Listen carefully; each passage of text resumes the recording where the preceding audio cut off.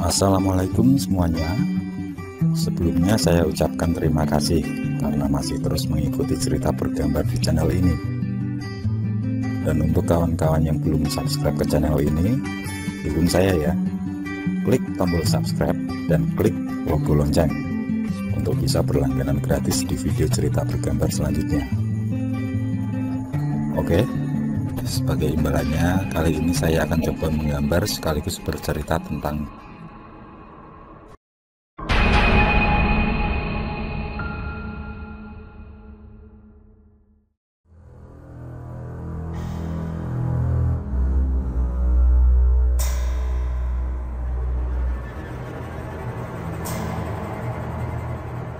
Ini adalah cerita turun-temurun dari kakek di desa, yaitu kisah menakutkan saat nenekku sedang membuat lemper pengajian, di mana kejadian tersebut berlangsung sekitar tahun 80-an. Kisah dimulai dari Gangsar yang bekerja sebagai petugas rumah sakit swasta di kota, tiba-tiba di-PHK dengan alasan pengurangan tenaga kerja. Tentu saja hal itu membuat Gangsar kesal, tapi mau bagaimana lagi, kenyataan pahit yang tidak bisa dipungkiri. Sabar mas, mungkin ada pekerjaan lain yang menunggu. Ucap Musrah menghibur. Istrinya itu tidak tega melihat Gangsar selalu murung dan resah. Apalagi sedari keluar dari pekerjaannya, Gangsar kesulitan mencari kerja lain. Pergi pagi pulang sore demi mencari pekerjaan, namun belum juga ia dapatkan. Gangsar dan Musrah terbilang menikah di usia dewasa. Bagi warga kampung, sebelum menikah sebutan mereka adalah pejaga tua dan perawan tua. Padahal saat melangsungkan pernikahan, usia mereka belumlah genap 30 tahun. Dan di tahun kedua pernikahan, mereka belum juga dikaruniai momongan. Tanda-tanda kehamilan pun tidak ternampak. Meski begitu, Gangsar tidak bermalas-malasan. Ia selalu giat bekerja, meski belum punya keturunan. Pada akhirnya, Gangsar menganggur. Dia hanya bisa bantu-bantu istrinya yang sehari-hari berjualan kelapa dan sayuran di pasar. Dia pasrah dengan nasibnya, karena usaha untuk mencari pekerjaan sia-sia. Beberapa tempat yang ia datangi, semua tidak membutuhkan karyawan. Untuk mengisi waktu luang, ia sering mendatangi rumah Mbah Mangun. Sekedar ngobrol sambil menikmati rokok gratis. Mbah Mangun sendiri adalah seorang dukun kejawen yang memiliki ilmu kebatinan mumpuni. Setiap hari pasti ada tamu walau tidak banyak. Maklumlah, orang-orang tahu keberadaan Mbah Mangun hanya dari mulut ke mulut. Semenjak itulah, Gangsar mulai terpikat dengan ilmu kebatinan, yang kemudian Mbah Mangun mewariskan beberapa kesaktian padanya. Secara sembunyi-sembunyi, Gangsar mempelajari dan menjalankan lelakon demi ilmu yang digandrungi. Pada akhirnya, satu persatu keilmuan mampu dikuasai. Namun ia berjanji bahwa selama Mbah Mangun masih hidup, dia tidak akan menerima tamu, termasuk juga menunjukkan apa yang dikuasainya pada orang lain.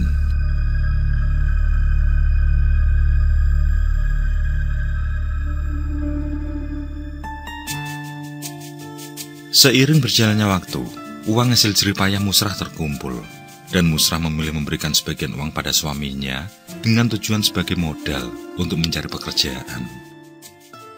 Gangsar yang merasa sangat terbantu oleh istrinya berniat membelikan uang itu sebuah becak. Profesi sebagai tukang becaklah yang ia pilih sebagai pekerjaan. Selain untuk meringankan beban istrinya jika ke pasar, juga meringankan Musrah yang beberapa waktu lalu menjadi tulang punggung keluarga. Sore itu, Gangsar yang baru kembali mengantarkan penumpang memilih untuk istirahat tidur sejenak. Namun kantuk itu ditahan saat mendengar perbincangan temannya tentang penampakan genderuwo berada di pekarangan belakang rumah Santo, kawannya yang sedang bercerita. Memang, sekitar 5 hari ini Santo libur dari narik becak. Mungkin juga sedang bingung memikirkan masalahnya itu. Dan sore ini, dia pun bercerita, berharap ada saran dari kawan-kawannya. Menurut Santo, sosok genderuwo tersebut membuat kebisingan di atas tengah malam, sehingga membuat dia dan istrinya selalu terjaga. Biasanya terdengar suara seperti memukul-mukul bambu.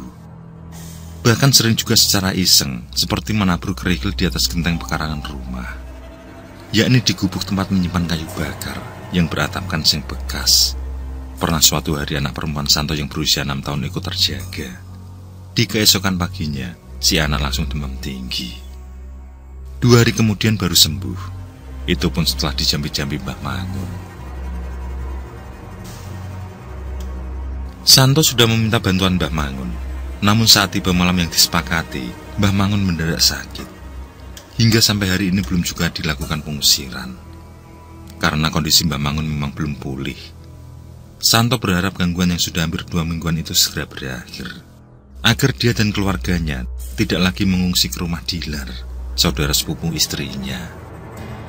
Hal itu dilakukan karena si anak merasa trauma semenjak sakit. Gangser cukup terkejut ketika tahu kalau Mbah Mangun sedang sakit. Ia merasa bersalah karena tidak tahu akan hal itu. Memang, beberapa hari terakhir ini ia sangat sibuk. Selain membantu pekerjaan istrinya, juga menjemput beberapa pelanggan. Sehingga tidak ada waktu untuk sekedar menengok ke rumah Mbah Mangun, guru spiritualnya. Dia pun berniat menyediakan waktu malam nanti untuk menjenguk. Sedangkan untuk permasalahan yang dihadapi Santo, ia membiarkan teman-temannya saling beradu argumen. Gangser hanya tersenyum mendengar debat kusir kawan-kawannya.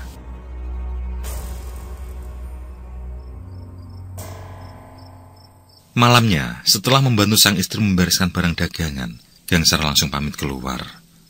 Dia pun langsung menuju ke rumah Mbah Mangun. Tampak kondisi rumah ramai dikunjungi para tetangga. Tampak pula menantu Mbah Mangun sibuk mengurusi sesuatu. Perasaan tidak enak muncul di hati Gangser. Dia pun langsung bertanya pada salah seorang tetangga Mbah Mangun. "Mbah Mangun sudah meninggal, Kang?" ucap lelaki tersebut. Disusul kemudian memberi penjelasan pada Gangser bahwasanya semenjak seminggu lalu Mbah Mangun sudah tidak sehat. Tubuhnya lemas dan tidak mau makan. Meskipun sudah berobat, namun Mbah Mangun masih saja lemah. Hingga selepas isya tadi, beliau menghembuskan nafas terakhir. Sesuai kesepakatan 2 putrinya, acara pemakaman akan dilaksanakan esok hari. Gangser merasa bersalah pada dirinya sendiri. Mbah Mangun merupakan sosok yang telah membuatnya kuat selama dia di PHK dulu. Selain itu, dari Mbah Mangun pula ia belajar kehidupan spiritual, sehingga mampu menguasai beberapa keilmuan yang dianggap positif bagi dirinya. Tapi di saat Mbah Mangun sakit, justru dia tidak tahu. Sehingga sampai meninggal dunia malam ini, dia belum pernah menengok sekalipun.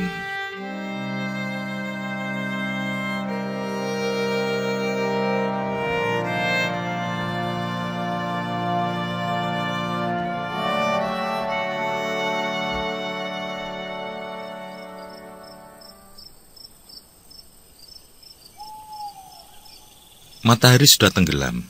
7 hari meninggalnya Mbah Mangun, suasana desa cukup mencekam. Beberapa warga mengaku dihantui sosok genderuwo. Bukan hanya di satu tempat saja, namun di setiap bagian sudut perkampungan. Warga berpendapat bahwa makhluk tersebut adalah milik Mbah Mangun. Begitu si pemilik meninggal dunia, maka sosok-sosok itu berkeliaran mencari tempat baru. Tidak segan menampakkan diri menakuti warga, sehingga desa semakin mencekam. Dan sampai hari ini, belum ada tindakan apapun atas teror tersebut. Padahal warga sudah melapor pada perangkat desa dan berharap segera dilakukan ritual pengusiran. Mendengar penuturan warga yang menyalahkan Mbah Mangun, membuat Gangser merasa tidak nyaman. Secara diam-diam, dia bertekad menyelesaikan permasalahan tersebut sendirian.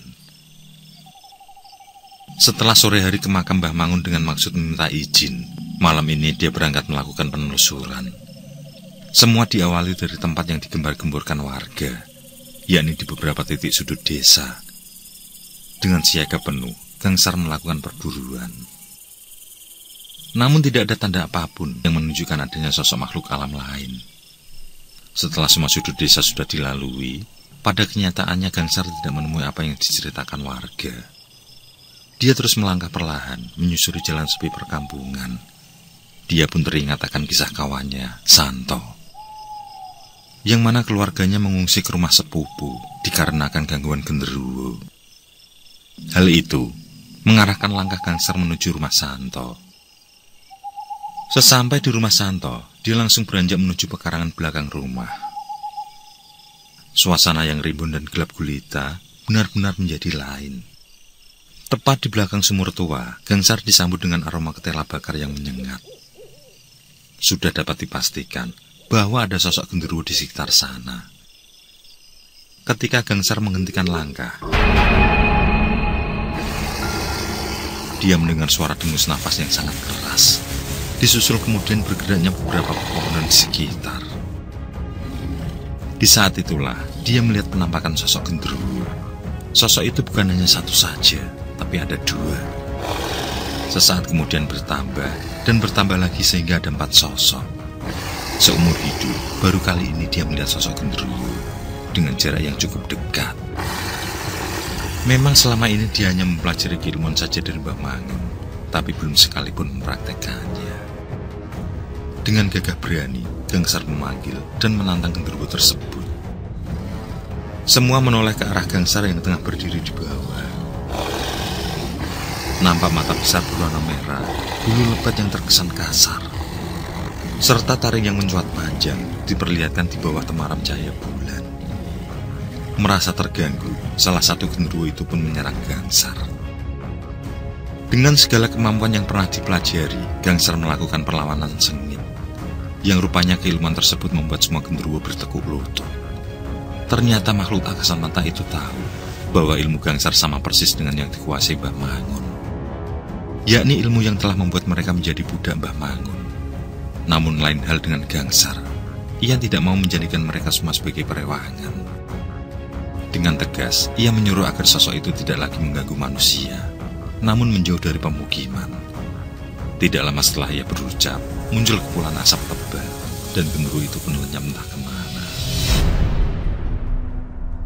Tanpa sepengetahuan Gangsar, Santo yang berada di rumah mengintip sedari awal. Sudah 3 malam ini, Santo memutuskan tidur di rumah sendirian. Dia tidak mau merepotkan sepupu istrinya, yang hanya memiliki kamar pas saja. Santo yang melihat hal itu, terlihat kagum sekaligus tercengang. Gangsar yang ia kenal sebagai seorang teman biasa yang suka bercanda, ternyata juga seorang yang memiliki ilmu kanuragan yang mumpuni. Namun dia tidak keluar rumah dan memilih merahasiakan hal itu.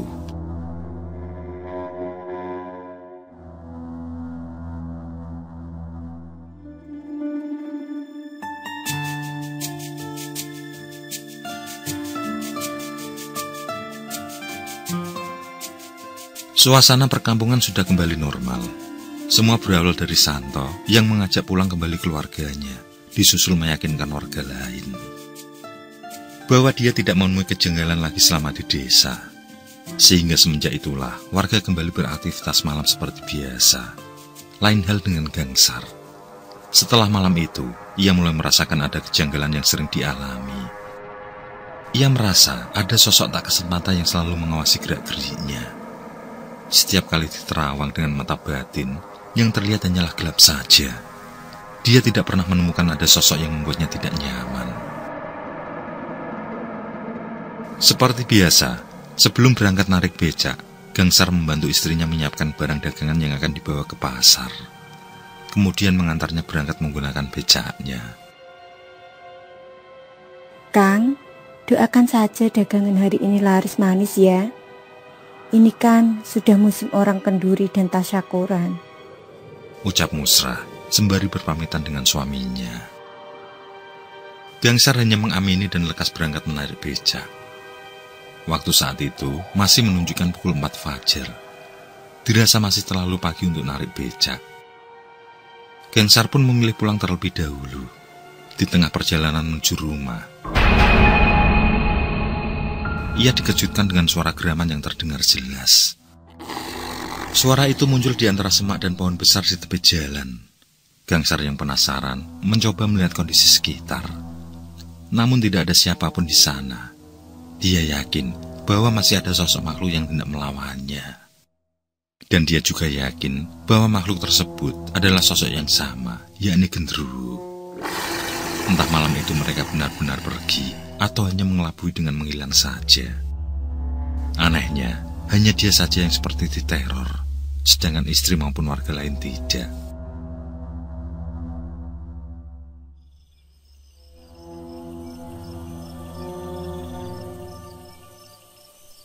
Malam itu, Gangsar pulang dengan tenang. Tidak seperti hari-hari sebelumnya, di mana selalu ada saja yang mengganggu di tengah jalan. Bukanlah manusia atau binatang, melainkan sosok tak kasat mata. Setelah tiba di rumah, dia mendapati sang istri tengah sibuk mencuci beras ketan yang jumlahnya cukup banyak. Alhamdulillah, Kang. Kita dapat pesanan lemper untuk acara pengajian, ucap Musrah melihat suaminya pulang. Kabar baik itu membuat Gangsar senang. Memang selama ini Musrah dikenal sebagai seorang pembuat lemper yang enak. Selain itu, lemper buatannya juga dijual dengan harga lebih terjangkau dibandingkan dengan buatan orang lain. Namun karena hanya jika ada pesanan saja ia bekerja, maka Musrah memilih berjualan di pasar. Dan biasanya, bulan-bulan seperti inilah banyak orang memesan. Mungkin semua dimulai malam itu, di mana mereka berdua membuat pesanan lemper untuk pengajian desa sebelah. Dan benar saja, setelah untuk acara pengajian, hari demi hari, semakin banyak yang pesan. Entah untuk acara tahlilan, syukuran, mantu, atau untuk acara keluarga, di mana mereka pesan di atas 75 buah, yang tentu membuat mereka berdua semakin semangat dalam menggarap pesanan tersebut. Malam ini, suasana cukup panas, membuat Gangsar membuka baju saking gerahnya. Di sisi lain, dia merasa ada sesuatu yang janggal. Beras ketan yang sudah dicuci bersih, tiba-tiba saja kembali kotor seperti sebelum dicuci. Gangsar yang merasa aneh pun, mencucinya lagi hingga 3 kali berturut-turut. Namun hal yang sama tetap terjadi. Setiap setelah dicuci, lalu ditinggal untuk ditiriskan, selalu saja seperti sebelum dicuci saat ia kembali. Akhirnya, Gangsar pun memutuskan menunggu beras ketan itu hingga benar-benar tiris. Sembari menyalakan rokok, Gangsar mendengar seperti suara langkah berderap di luar rumah. Terdengar pula suara dengus nafas yang memburu. Meski tahu ada sosok gaib mengganggu, namun Gangsar hanya mengajukan suara tersebut. Dia tidak mau jika istrinya tahu kalau dia memiliki ilmu dari Mbah Mangun. Sejenak kemudian, dia bergegas menuju tempat pengukusan beras ketan. Di sana sudah ada Musrah yang tengah menyiapkan bumbu untuk suiran daging ayam sebagai isian lemper. Musrah juga telah memanaskan dandang untuk mengukus beras ketan. Waktu telah menunjukkan pukul 10 malam. Mereka berdua menunggu beras ketan masak sembari beristirahat. Menikmati hawa panas yang dingin sambil memandang langit, yang kebetulan saat itu bulan purnama. Besok pagi, lemper itu harus sudah jadi, karena akan dibungkus bersama jajanan lain untuk acara pengajian. Ketika dirasa beras ketan sudah masak, maka Musrah pun melihat ke dalam dandang untuk memastikan. Namun betapa terkejutnya Musrah begitu mendapati beras ketan tersebut masih basah. Kondisinya seperti sebelum dimasukkan ke dalam dandang. Padahal mereka sudah menunggu selama 1,5 jam, dan seharusnya ketan itu sudah matang. Aneh banget, Kang, ucap Musrah terheran. Baru kali ini dia menemui kejadian aneh seperti itu. Sembari menenangkan Musrah, Gangsar pun mengajak menunggu beberapa saat lagi. Mungkin saja apinya kurang besar. Setelah beberapa saat menunggu, melihat istrinya ketiduran, Gangsar mengecek dandang tersebut. Dan betapa terkejutnya dia, sebab dandang itu terlihat gelap, seakan-akan tidak ada isinya. Gangsar yang merasa aneh pun teringat dengan suara misterius yang ia dengar tadi. Dan benar saja, tidak lama kemudian tampak sosok berperawakan besar dan tinggi terlihat berjalan dari arah pintu samping. Gangsar yang tahu kalau itu bukanlah sosok manusia, tetapi genderuwo, lantas menyuruh makhluk itu pergi dan jangan mengganggunya. Sesaat kemudian sosok itu mengeram, kemudian lenyap bersama asap tebal. Melihat keadaan aman, kemudian Gangsar mengecek dandang itu lagi, berharap ketannya sudah matang. Namun ia dikejutkan dengan apa yang ada di dalam dandang tersebut. Nampak kepala genderuwo tadi sudah berada di dalam dandang, dengan wajah yang sangat menyeramkan. Tidak mau berlama-lama diganggu, Gangsar segera mengambil garam dapur sembari membacakan sebuah mantra. kemudian ditaburkan di sekeliling dapur. Selebihnya dilemparkan garam tersebut ke dalam dandang. Tidak lama kemudian, terdengar suara jerit kesakitan yang keras dari dalam dandang. Sosok itu tidak bisa menghindar lagi, karena di sekitar sudah dibakar gaib oleh gangsar. Genderuwo itu pun minta ampun. Ia berjanji tidak akan main-main lagi dan akan pergi sejauh-jauhnya. Sebenarnya gangsar tidak percaya dan ingin membuang makhluk itu. Tapi takut kalau istrinya bangun dan tahu, maka dia pun menyuruh sosok itu pergi sambil mengancam. Setelah membaca mantra pembuka pagar gaib, muncul kepulan asap hitam pekat keluar dari dalam dandang. Tidak lama kemudian, tampak beras ketan yang telah matang. Segera ia mengangkat untuk segera dijadikan lemper. Sebelum ia beristirahat, dibangunkannya Musrah yang akan menjalankan tugas selanjutnya.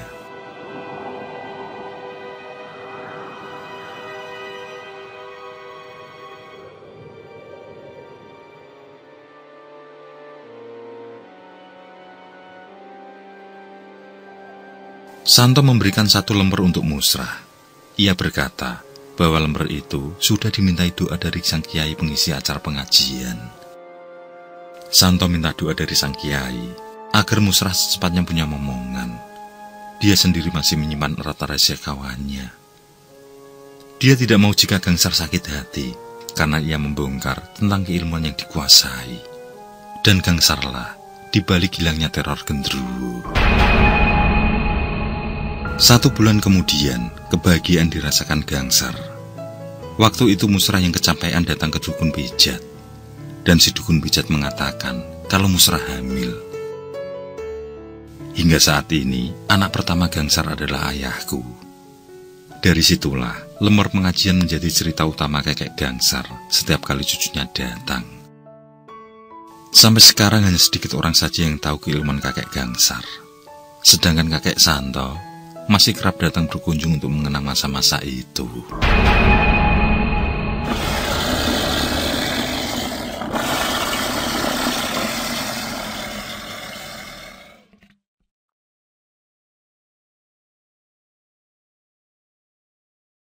Oke, saya kira cukup cerita kali ini.